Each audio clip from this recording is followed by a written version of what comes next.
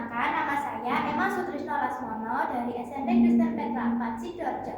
Pada kesempatan kali ini, saya akan mempresentasikan penelitian saya yang berjudul Studi Literatur Potensi Rumput Laut Eucalyptus minusum sebagai sumber bahan aktif dalam produk hair sunscreen. Seperti yang kita tahu, Indonesia terletak di garis khatulistiwa yang membuatnya memiliki iklim tropis. Nah, iklim tropis ini membuat beberapa tempat di Indonesia mendapatkan paparan sinar matahari dengan intensitas yang cukup tinggi dan juga terus-menerus.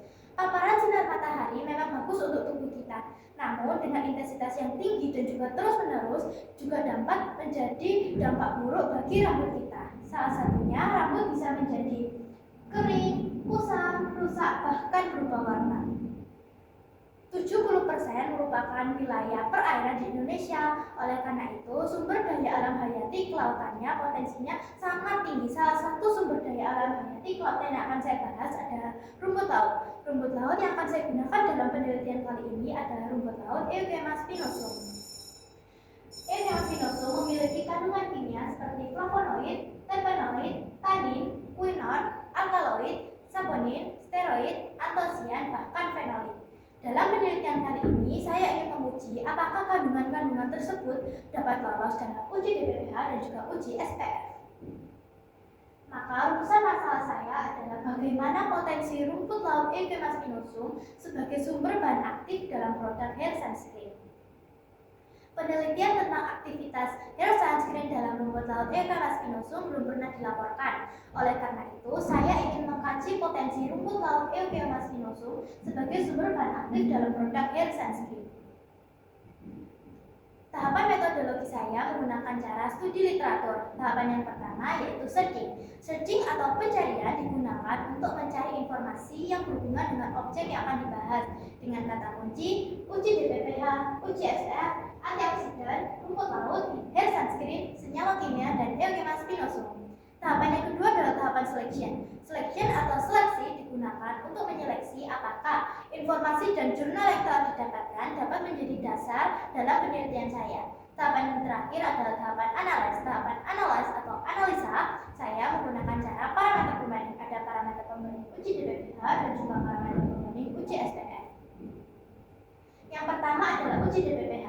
Uji DPPH atau juga 1,1 diphenyl 2-glycylhydrazil adalah uji yang menunjukkan apakah suatu objek tersebut memiliki aktivitas antioksidan. Untuk lolos uji tersebut, suatu objek harus memiliki kandungan saponin, alkaloid, flavonoid, fenol, dan juga tannin.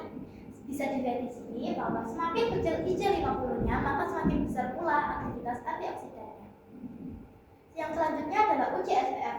Uji SPF atau juga uji Sun Protection Factor adalah uji yang menentukan apakah suatu objek tersebut dapat memantulkan sinar matahari. Untuk lolos uji tersebut, suatu objek harus memiliki kandungan terpenoid, fenolit, flavonoid, steroid, saponin, dan juga tannin. Untuk masuk kategori SPF rendah, suatu objek harus memiliki nilai 2-11. Kategori sedang memiliki nilai 12-29 dan kategori tinggi memiliki nilai 30-50. Ini adalah tabel pembahasan yang telah saya buat.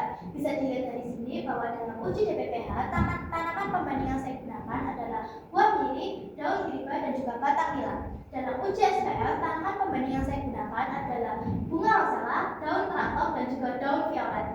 Bisa dilihat dalam uji DPPH, poin-poin positif tersebut menunjukkan bahwa Eucalyptus spinosum memiliki potensi untuk lolos uji DPPH.